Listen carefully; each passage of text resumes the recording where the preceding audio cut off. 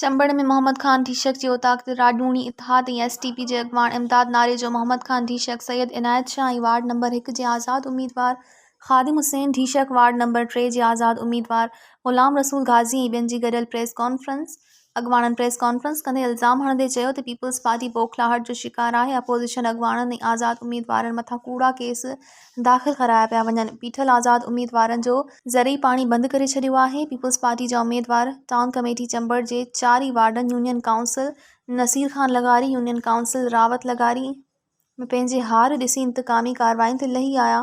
असांजे वोटरनि हमदर्दनि ऐं आज़ाद उम्मीदवारनि मथां कूड़ा केस दाख़िल कराया।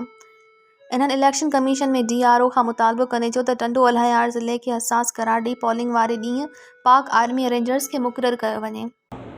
अवाम सुप्रीम आहे, अवाम जेके चाहे उनखे वोट ॾे। असांजो को बि ॾाढ ऐं ज़बरदस्ती न आहे। असां हिननि जे जेके माण्हू इन्हनि कहिड़ी कार्रवाइनि मां ऐं जेको हिननि पंहिंजा कम हिते कया आहिनि, शहर खे बंजर बनाए छॾियो आहे। किरोड़े अरबे रुपयनि जूं जेके स्कीमूं आयल हुयूं उन्हनि खे हिननि पंहिंजे हाउसनि ते यूज़ कयो आहे। उन में किरोड़नि अरबनि जी करप्शन थी आहे।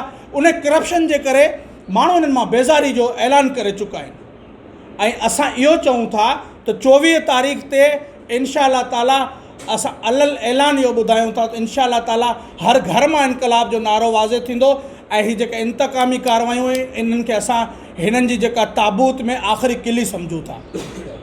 ऐं असां वरी बि आला इदारनि खां इहा घुर करियूं था त ख़ुदारा हीअ जेको हींअर थाणनि जे अंदरि तव्हां बदिलियूं करायो पिया, एरिगेशन डिपार्टमेंट जे अंदरि तव्हां बदिलियूं करायो पिया ऑफिसरनि जूं, उनखां अलावा ॿिया जेके इदारा आहिनि उन्हनि में बदिलियूं करायो पिया, इहो कहिड़ो ला आहे बाबा? हीअ जमहूरियत त न आहे।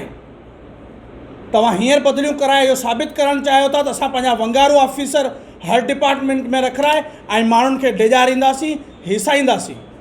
उहो दौरु वियो हलियो। हींअर हर माण्हू सोशल मीडिया सुजाग करे छॾियो आहे। असां दर दर वञी जेको माण्हुनि खे सुजाग कंदासीं, हींअर माण्हुनि जे हर घर में मोबाइल आहे, हर बचे वटि मोबाइल आहे। उनखे ख़बर आहे त छा वहे पियो, छा वापरे पियो। उन जूं रिज़ल्टूं जेको आहे सो इंशाअल्लाह ताला 24 तारीख़ ते अवाम ॾींदो। ऐं असांजो इहो वाज़े मौक़िफ़ आहे त अहिड़े क़िस्म जूं कहिड़ी कार्रवायूं बंदि कयूं वञनि।